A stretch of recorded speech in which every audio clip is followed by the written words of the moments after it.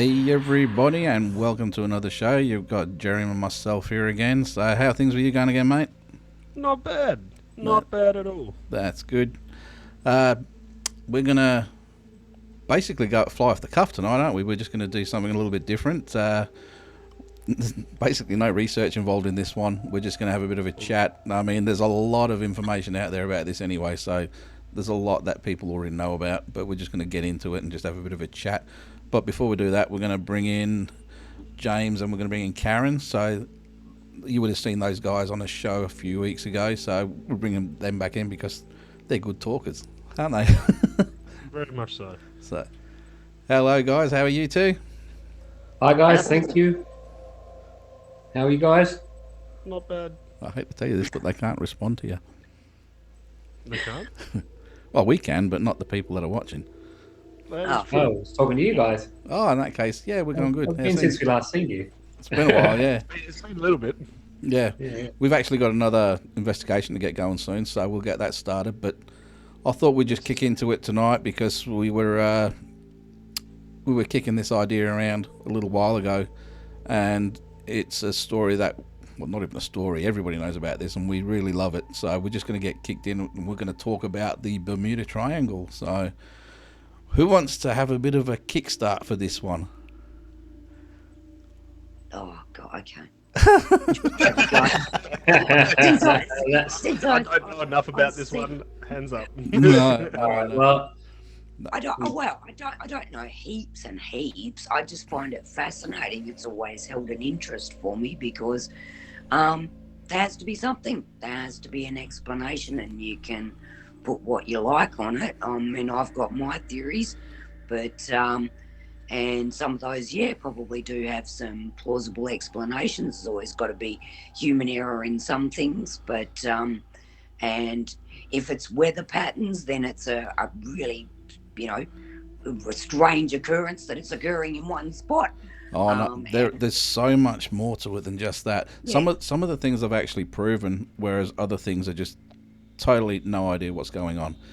For me, I got into it, I think, like a lot of people did with the old Flight 19. You know how the 5 Avenger aircraft disappeared, and then the rescue aircraft that went looking for them, that disappeared as well. Now, I got right into it right from there, and I thought that was sort of where it started. But once you actually start to research it and get into it, you find out that things have been happening in that area for a lot longer than that. Now, it goes back to, there's a ship that everybody's probably heard the name of, the Mary Celeste, that disappeared. You know, you've got now you're not talking about just little ships as well. You've got massive ships like the Cyclops, which was a massive tanker that doesn't disappear without some sort of a trace, and you go, yeah, okay, so it's bad weather, they've sunk, stuff like that. But then you go into the things that are happening with all the different planes as well, and what happens on the ocean surface doesn't affect, well, not directly, doesn't affect what's going on up in the air. I think some of the stuff you could probably tie back to the remnants of the war and things like that, but no, like you said, there's just so much to get into with the different stories. Not all of them are. Some of them have been scientifically based. That certain thing, I think I watched a documentary about. They looked at ships and something that happens in the phenomena where gas comes up from the ocean floor. And I remember watching them do this test where they set up this poly pipe all on the floor with just lots of air holes and things like that. And what they did was, this whole grid was probably 10, 15 meters around, the big grid pattern with lots of little air holes. And they put just a little, like a dinghy kind of boat over the top of it. And what they did was start pumping massive amounts of air out underneath it. Now, what that does is it changes the composition, the surface tension of the water and stuff like that. It becomes less buoyant. So what happens is the boat starts to sink deeper into where it's a bit more, the water's a bit more dense. And then ultimately, I think within a minute or 2 minutes, this boat sank.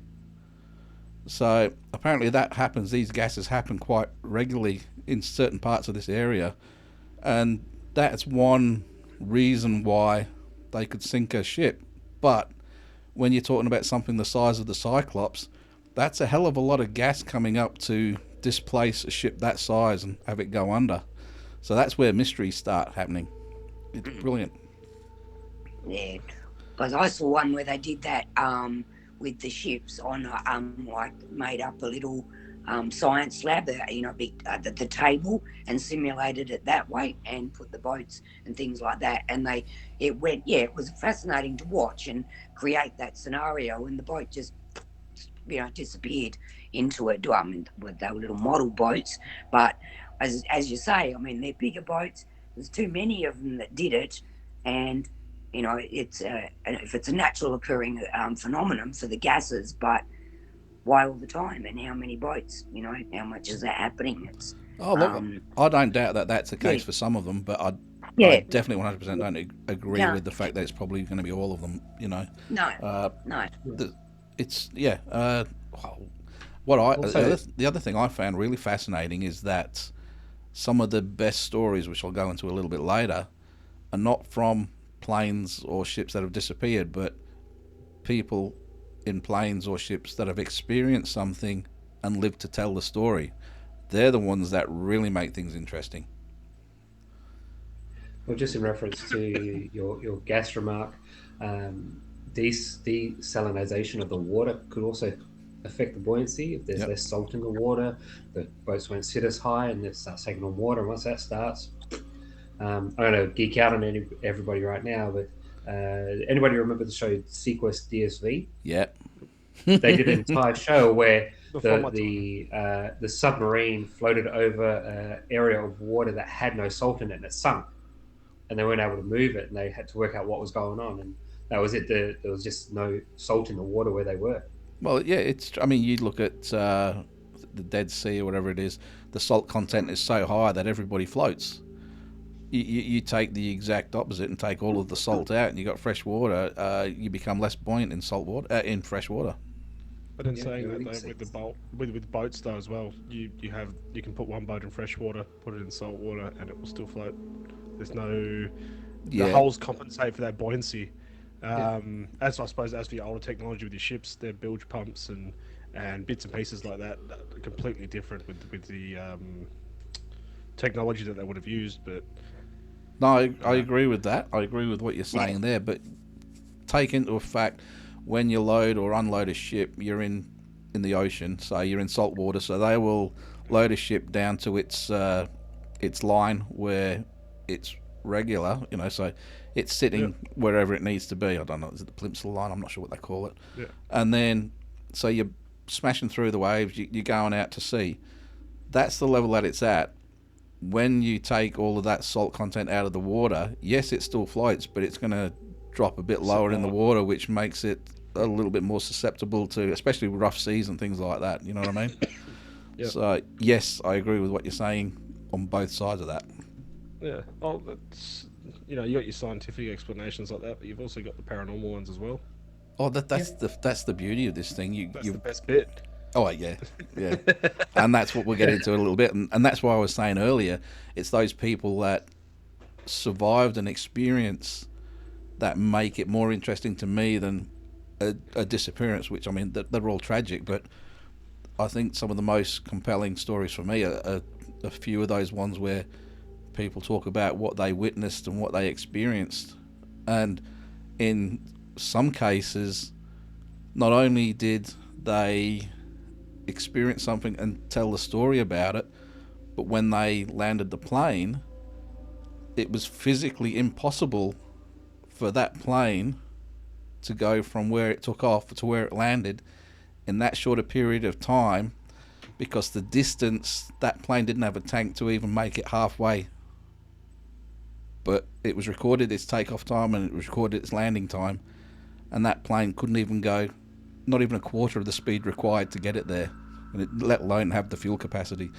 That is something that you gotta, what's going on? And I'll go into that a little bit later on, but we'll just have a bit of a chin wag to start off with everything before we get into some specific sort of cases and stories.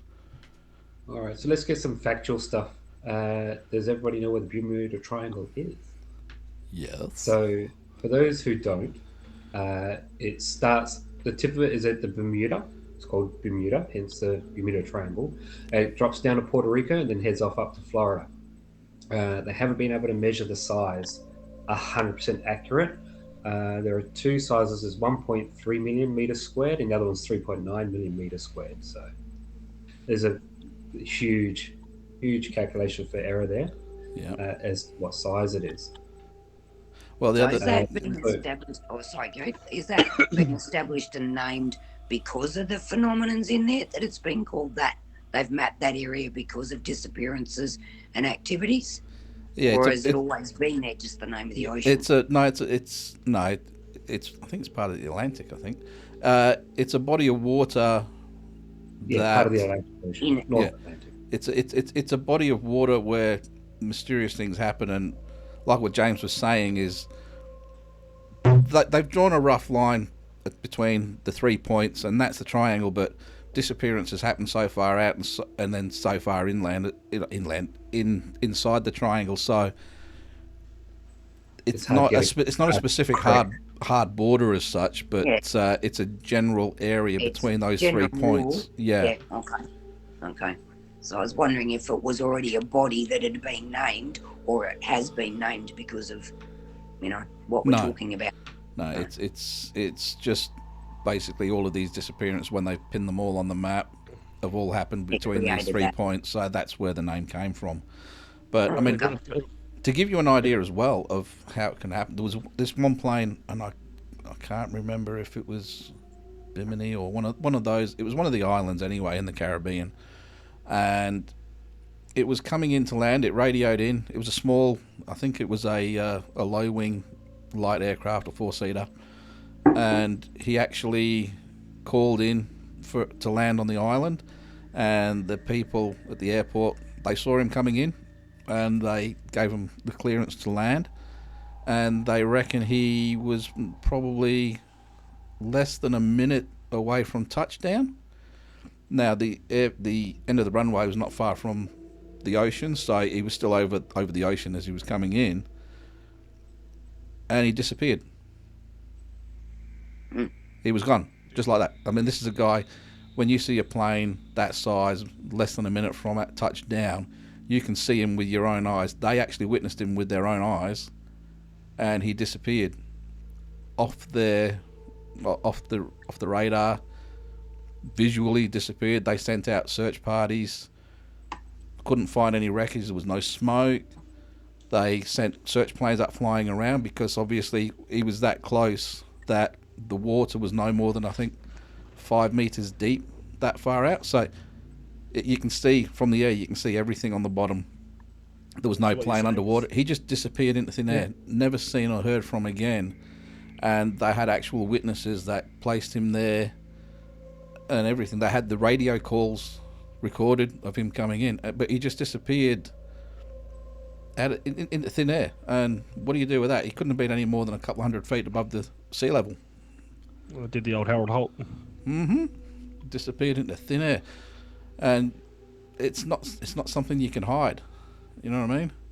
Even a light aircraft, you are not going to miss when it's in 5 meters of water.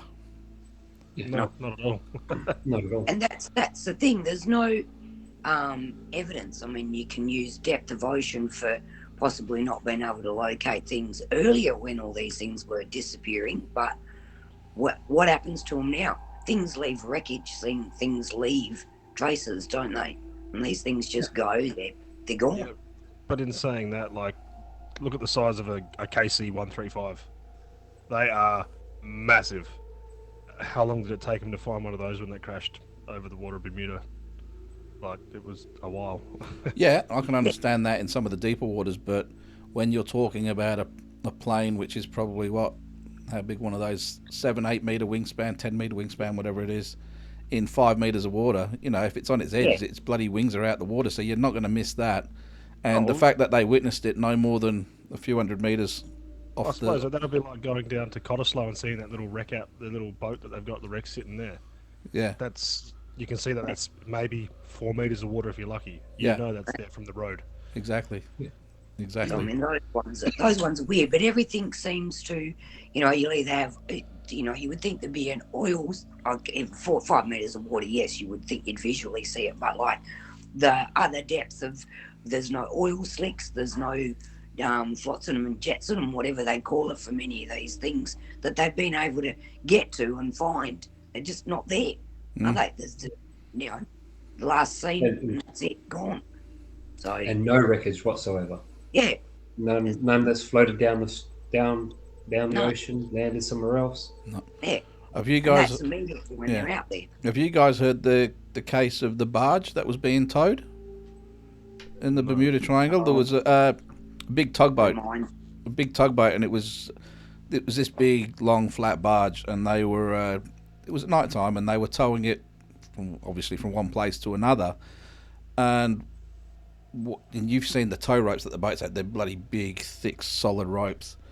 And what they said was it was a beautiful night. It was calm, and then what they noticed was there was some kind of a sea mist, almost sort of stormy thing happening behind them, and it seemed to be building and catching them up. But what happened was this mist sort of enveloped the barge. They could still see the rope going back, but the barge is where it sort of stopped. And then they started having all kinds of problems where the motors on the barge were starting to get strained, as if something was physically holding the barge back, and it was stopping the tug from pulling it, and it put a lot of pressure on this tug. And then what they found was that it was like something was starting to pull them back, and they have no idea what could cause that. And then I'm not sure how it finished, but when it all stopped, I remember them saying something along the lines of when the mist dissipated, the rope was actually smoking like it had been burning, and they have no idea to this day what actually stopped them dead in their tracks. So what's in that mist, or that sea fog, whatever you want to call it? So that spins me out, and it actually leads me on to another story, which is the one that I sort of touched on earlier, and it's about this guy. Where was it? He took off. He was supposed to take off from one of the islands, and then he was going to do a stop on a different island before heading towards Miami. And what happened was he got up. I think he was at about 3,000 or 4,000 feet, something like that. And then he said it was a beautiful, clear day, but this storm started to happen all around him. He saw clouds starting to build up. They were building up above. There was no sort of any kind of normal way you would expect like clouds to build and then join. He goes, these just came out of nowhere, and it was this.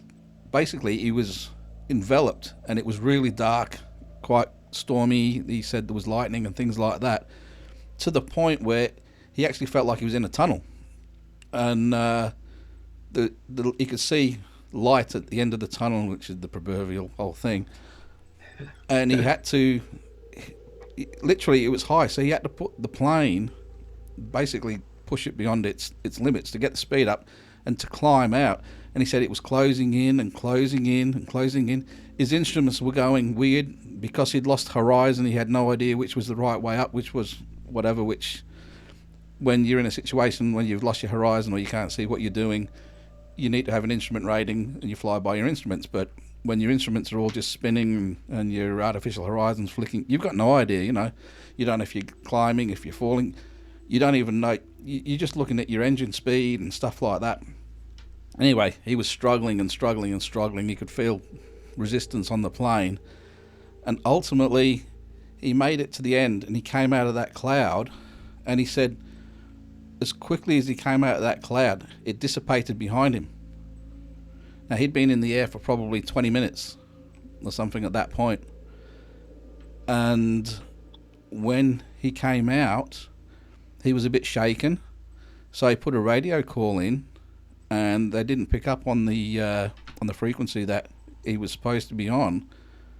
And it turns out what's happened is that midway spot where he was supposed to land, refuel to fly the rest of the way, totally skipped that. He was actually flying 4,000 or 5,000 feet above Miami when he came out. Now that's like I think it was like a 2-3 hour trip that he did in 20 minutes in a plane that wouldn't go that far on the fuel that he had, and it certainly couldn't go that fast. So the question there, and you can probably look this up, and there'll be a lot more detail than what I've just told you, but how is that possible? It's not physically possible to push a plane that you'd look at like a Cessna or something. I don't know what sort of plane. It was a light plane. I think it was a low wing plane, but they have a maximum airspeed before they start having structural damage, and he would have had to push it well beyond that speed. Plus being in a storm. Not knowing which way up, which way was down, and then you come out of that storm after being in the air from takeoff 20 minutes, and you're actually 3 hours away. That starts to make you think, okay, well, what's with this mist that they keep talking about? These storms that come out of nowhere. The only way you can do that is if you're talking about some sort of temporal, like a portal or something like that, a vortex. That's where what's been said about that place, and with the white mist, I suppose, Gary, the common theme there is white. Oh no, this was black. This was like really dark black clouds, from what I've heard anyway. I'm taking off when you're saying about white mist. There's with the training with the US Navy planes, they said they were heading towards the water and it was white water, and they're like, no, the water was green, but they're like adamant that the water was white, and nothing was found after they hit that water. No evidence of anything, just gone. Yeah.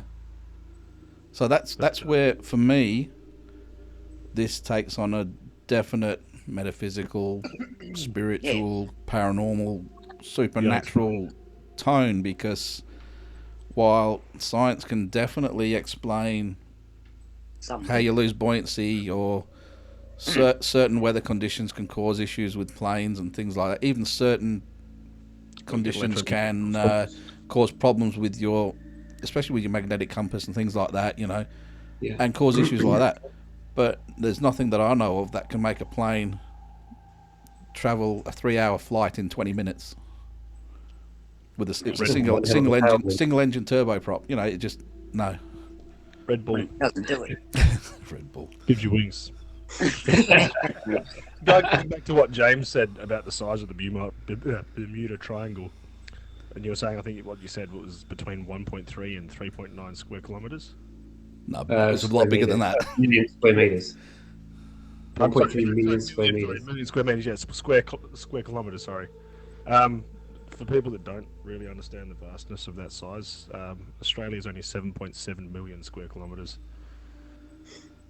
So that's a big triangle. Yeah, that's a big triangle. But there's so much of that ocean there that's not even been mapped underneath. So. Oh God, no! Oh no, there's heaps that hasn't. But and this comes to another one of these urban legends, myths, whatever you want to say. But some say that there's actually a pyramid underwater in the middle of the Bermuda Triangle, and everybody knows that the pyramids at Giza, they reckon they've recorded some sort of abnormalities in the airspace directly above them. Yeah, that could be a possibility for what's going on in the Bermuda Triangle, if that is the case. And then if that is the case, who bloody put a pyramid down there? Well, yeah. Yeah, I suppose in the case of pyramids as well, like where do you bring back into the fact that the tectonic plate's shifting and ground has moved, the islands have separated and water between. Does it have ties to Atlantis? That's one of the theories. That is one of the theories, and it goes into some of the islands. Like, has everybody heard of the Bimini Road? Yeah, the Bahamas. Yeah, it's a stone structure which everybody's saying now is all natural, but it's a big long stretch where it's dead straight. I mean, it's ruler straight, and it's for a big area. and I don't know any natural forms that are that straight.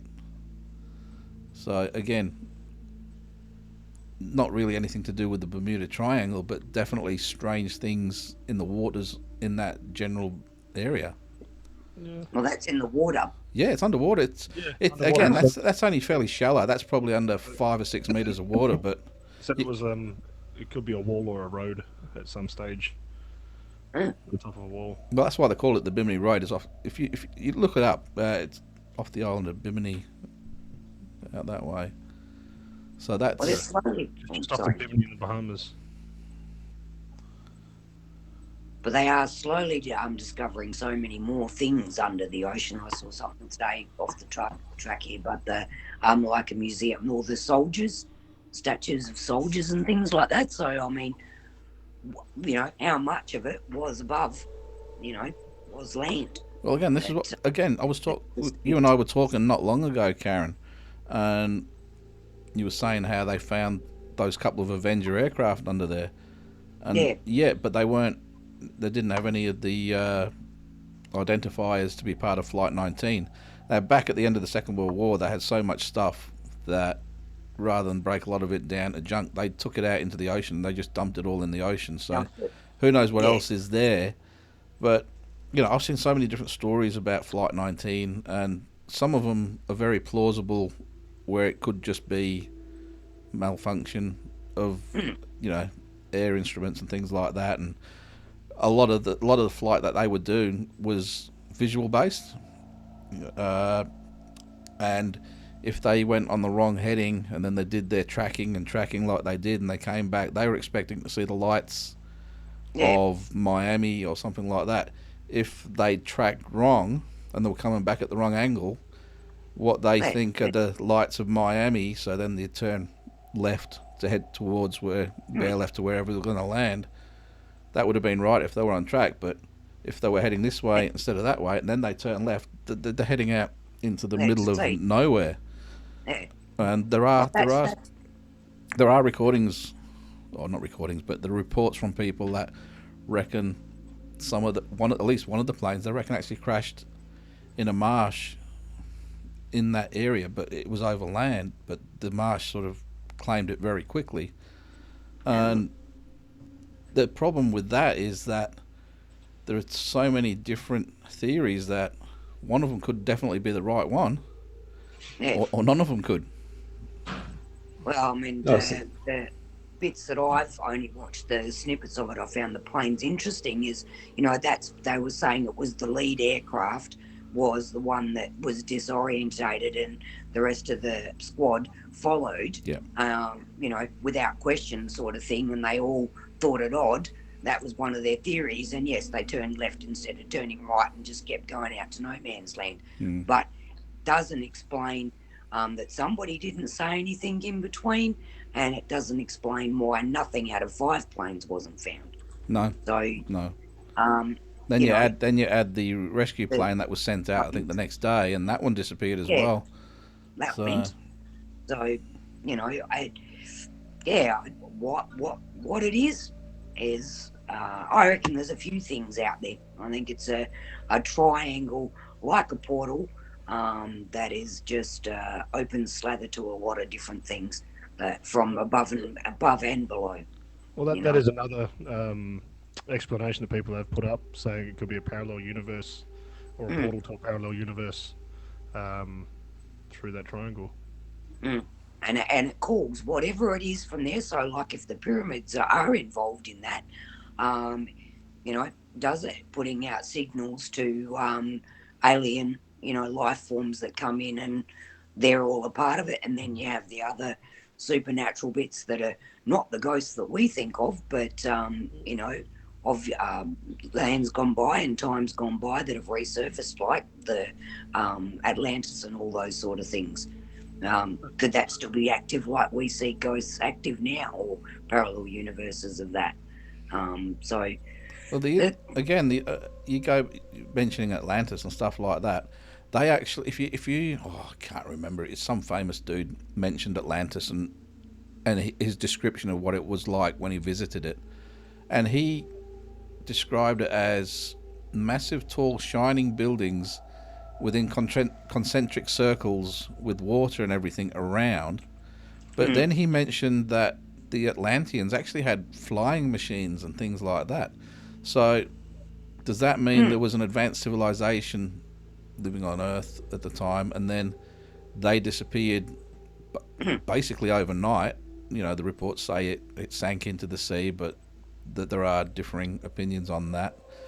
And that's, of course, assuming that we find proof that it is a real thing, because at this point, again, Atlantis itself is like the prime urban legend, I guess. And remains of a city just off the coast of Africa, I'm pretty sure it was. Oh, there are so many. Yeah. So, I mean, how do we know what's, I mean, one of the things is when my mum was passing, the last thing we talked about was she was describing to me going to heaven, but she said that she actually went down, and she described it like Atlantis, and it was in a dome. And like you said, it was like the city underwater, but they weren't in the water. They were able to move around it in a glass dome, and then the water was above. And then she said that that was like a holding ground before you went into the levels of, you know, of heaven, as Mum believed in that. So is that something that's down there and we're not knowing because we don't know? But Mum described it beautifully, like an Atlantis holding ground with the water above. Is that there? Are we getting, snippets of that in area? Again, you also James is a little bit of a geek, so am I, and that reminds me a lot of the show Stargate Atlantis, because they had the big force field dome over the top. Yeah. Now, definitely. obviously, they've designed that show based on recorded of what they've heard of what it actually looks like and stuff like that. And I think if you go back to 20,000 Leagues Under the Sea, they had like a big dome over there as well. So they've all got this from somewhere, and then obviously that mentions it as well. But where I was going with it is not so much, I wasn't thinking along those lines, but if there was this advanced civilization and the whole lot's gone underwater at some point, if they obviously had flying machines, they had power sources that were probably well beyond what was around at the time. Could those power sources still be active now and creating some of these phenomenon that are actually found within the Bermuda Triangle? Well, how many UFO sightings around the Bermuda Triangle? Countless, right? So is it maybe a nexus or a portal that's got the 3 points of energy that are helping shoot these UFOs? Bring them into Earth and also get them out of Earth without so much noticing. Well, touching base on the pyramids, I think I thought it was a fairly well-known fact, or call it a fact, I suppose, that a lot of the pyramids have had some forms of creating and moving electricity as well. Then you look into that. And the way they were built, the geometric shapes and the lineups and all that. Everything. And is it a coincidence that it's a triangle with a pyramid in it, supposedly, and then it's one of those ones you've just got so many things you could throw at it, and it could throw none of it back at you, or all of it, yeah. It just keeps going. I mean, like you say, is it if it's a portal? Is it like the energies of something, the remains of something that are like, they're the EV vehicles of the future for them? They've come in and it's a plug-in power station, and our craft and all our ships and all the rest of it just happen to get in the way of all of that activity, sometimes. So I don't know, do they plug in, recharge under Earth? I don't know. Is it their station? We just don't see it. When aircrafts are reporting seeing a UFO, what happens to their instruments? They say the instruments aren't reading correct, right? So, you correlate the two together. It sort of tallies up with everything that everybody reports, but nobody seems to, make the call, get that further thought, or it's all hush hush here. You don't know what you're talking about, unless you get a live recording of it. But even still, you get a live recording, and you're still going to get called a liar, and you fabricated something. Well, this Correct, because Photoshop's such a great thing. That's what I was about to say. In this day and age, with digital technology and a lot of these programs readily available to anybody, and there are a lot of smart people out there that know how to use these. Some of the fakes look that real that it does create a headache for any real footage that actually gets put forward. It just gets lost in amongst all the fakes, and it's a bit of a discredit in that, when you look at it like that. In saying that, though, like, that's not even going with today's technology and everything else. You look back at like 1969, and people are saying the moon landing was fake. Like, that's you're talking about people getting information and footage now and showing it now and saying it's a fake. That's a whole other show as well. That conspiracy theories. But then you've got, how many years ago is that? 1969. People were saying it then that was fake. Like, technologies haven't changed that much in that case, but people are still just going to call you out and go, no, you haven't got any proof, it's a lie. That's true, but again, you go back in history, right? And the level, it went on a very, very, very minor sort of slope with, invention and new technology and stuff like that. Even the Wright brothers only a couple of 100 years ago with their little, with their inventions to get flying in the air and stuff like that. Then we sort of took a little bit of a step when we got into internal combustion engines and things like that. Then when you sort of hit the 1940s, it goes whoop, straight up. So what happened then? You've got, there was a few incidents before the Roswell incident. You've got the Roswell incident itself, you've got the Sedona incident, and everything that happens from there, which then leads into a completely other show, which is about UFOs, about, Area 51, this, that, and the other. But technology must have been around long before that to create these issues that were happening years and years ago in the Bermuda Triangle. And again, technology is still going at the same rate, but everything is based on the same, that they reckon that, like the microchip and a lot of these different things, came from, from reverse engineered UFOs and things like that. And what else is going on, especially in the Bermuda Triangle? You got the pyramid, but what's not to say there isn't a crashed UFO somewhere that's still sprouting out massive amounts of energy, which are creating disruptions to the area around it and stuff like that. Yeah. Would it be a USO then? Yeah. And that is a thing. Unidentified submersible object. Yeah. Oh, yeah. But has that in the area, do they have, like, what we know of, ships and planes and things like that? But what is there reportings of marine, animals, disturbances there, or things like that as well with whales? I don't know. I've never looked at that. I don't know if there's a lot of study into that, to tell you the truth. But you would think, with something like dolphins or whales and things like that, they use echo navigation and stuff like that. Magnetic fluctuations would affect that. Yeah. So that's an interesting. I might have to look that up and see, because if we are talking about signals and things like that and something coming, you'd see the activity from dolphins and whales that are susceptible to that. If it's frequencies that are coming from the oceans to cause malfunctions in boats and ships. So there's just too many of them. I don't know if anybody ever looked up to see how many things that have disappeared. I have. Like I said, the whole Bermuda Triangle thing has been a massive thing for me. Years ago, there was a certain place where I used to work. We had an hour for lunch and we had access to the internet. So I was just through all of these different websites, and there was a couple that I found that were absolutely phenomenal for the amount of information that they gave off and the amount of research behind the findings that they had, and I just wish I could find it now, but I haven't seen that in probably 10 years. But Website's probably aren't around anymore.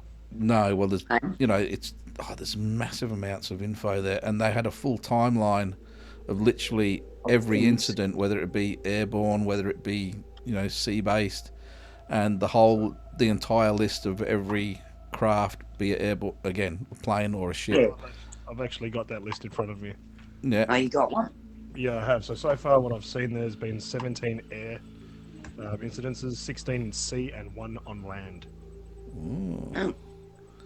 Yeah. Well, that's interesting. I would have sort of thought there'd be more. Well, that's just reported. That's just reported. Yeah. Well, that's true. Cause just backtracking a little bit here. So when I mentioned about the whole near Atlantis and this and that to do with that, now if you pull up a map of supposed where Atlantis sat and where the Bermuda Triangle is, it is not that far from where it was supposed to be put. Like not far at all, like literally right next to it. Yeah, I'm just reading something that says others think that the Bermuda Triangle area is home to the lost city of Atlantis and the remnants of its advanced technologies. Yep. So, yeah. And another thing, which again is going a little bit off topic, but I haven't actually done this with a globe just to see how it works, but the rumor is that if you were to put a pin straight through the center of the Bermuda Triangle, go straight through the center of the Earth and come out the other side, they reckon you come out at an area which is known as the Devil's Sea. Oh, it's on the flip side. That's what I've heard. I haven't actually done it myself to see how accurate that actually is. That is. But it's a story that I've heard. And it was a good book as well. What's that? The Devil's Sea. I actually think there's more than one Devil's Sea as well, but I know the big one, is it off Japan? I think it's off Japan or out there somewhere in the sort of northwestern Pacific kind of area. So no, I don't know. It's a mystery. Exactly. I'd like to go there. But I wouldn't like to go there and test it out. I don't want to be a statistic. Somebody said to me once before, they said, would you like to go to the Bermuda Triangle? And I said, yeah, I'd love to. They said, but you've got a good chance of disappearing. I said, if you look at the number of planes that have actually made it to where they're going compared to the ones that didn't, I said, the numbers are fully in your favour. So, yeah, well, I mean, who would want to go to the to the Bahamas and places like that? You look at that bloody water; it'd be beautiful for snorkeling and stuff. Yeah, it would. I don't know. Do you risk it for a biscuit? No. 100%. You don't win a marathon without putting band-aids on your nipples.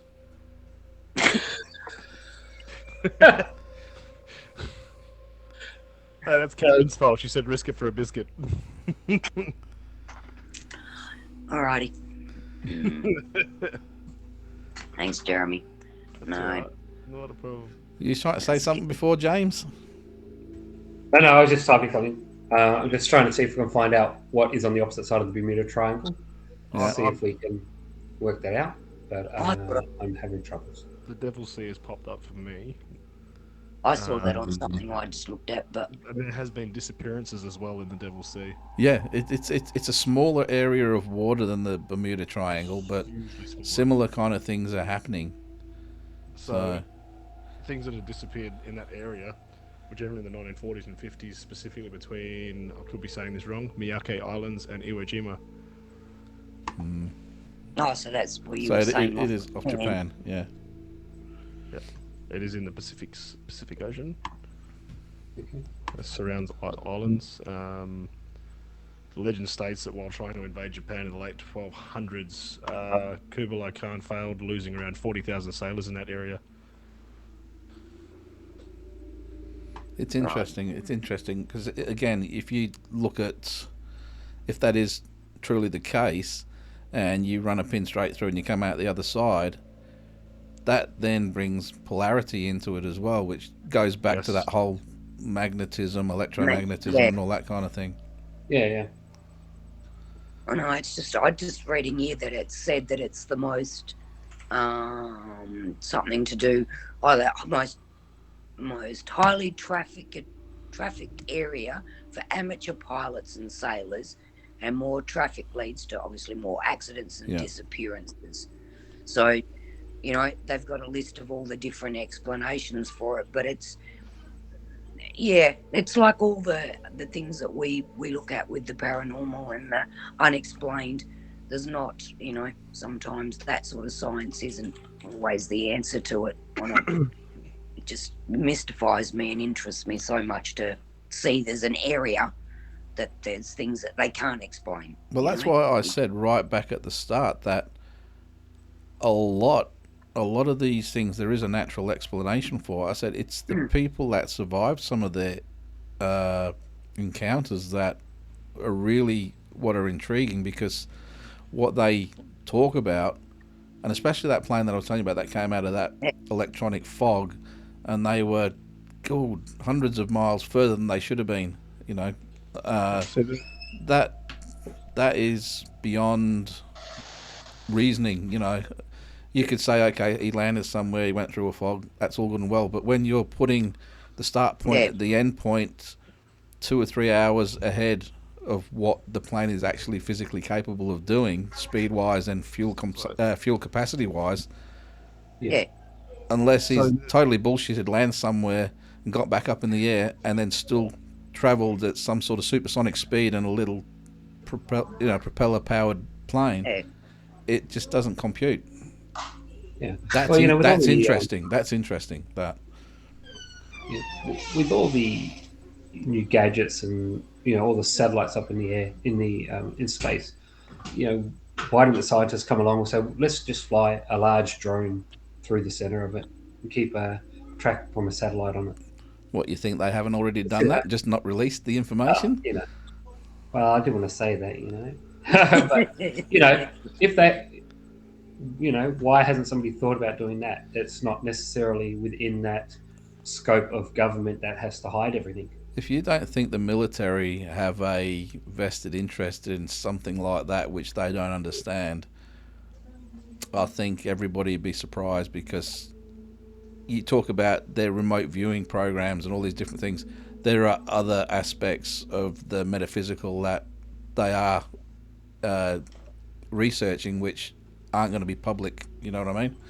So I'm very sure they've already tried something, and they may know something that the rest of us don't know. I agree.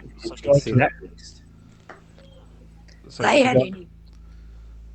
You're okay. No, you're up. Okay, Jeremy. I was going to say, did you on that list, was there a lot of any reporting type ones from like small yachting incidents, small boating incidents, or that predominantly big cargo type stuff? So, well, it's not really small, Christopher. I think the first one was documented from 1492. Oh, Christopher Columbus. Yeah. Yep. The Santa Maria reporting seeing unknown lights before landing at Guanahani. And they were in the air. I think they were in the air and underwater as well, from memory, those ones. The lights. Yeah. There was one that I saw. I can't remember where it was, but there was one that mentioned a yacht. It'd be interesting, I mean, how many people that have just gone out for a, small 3-hour cruise and disappeared for a time and come back, if people are going to report it or talk about it on a small craft. There was actually there was one of the ships, I can't remember which one it was now, but it disappeared in the 1940s, 1960s, somewhere around there. It was a fairly big ship, and it had a crew of 25, 30 people. It was a cargo ship of some sort. The rumours are that actually turned up again a few years ago, just floating like a ghost ship. There was nobody on board. It was heavily sort of rusted, but it was still floating around as if it had gone through some sort of ionizing thing. Now, I don't know if that is somebody telling stories, which again goes back to like a show we did a couple of weeks ago on urban legends and things like that. But if that is true, you can't tell me that that ship's just been floating around the oceans for, 20, 30 years without being spotted? No, so that or sunk. Or sunk, yeah. And pop back up somewhere else. Yeah, gosh, I think I recently read that, Gary. That's only been recent. It was in the last few years I heard about it, but Yeah. again, I can't speak to the validity of it. So in 2015, late July, there was two 14-year-old boys who went on a fishing trip in their 19-foot boat. Despite the 15,000 square nautical miles search by the Coast Guard, the pair's boat was found a year later off the coast of Bermuda, but the boys were never seen again. Oh. That's probably the closest up in the story, but that's like 2015. Yeah, but even that, you know, you could have explanations for things like there was those off the coast of Queensland not long ago.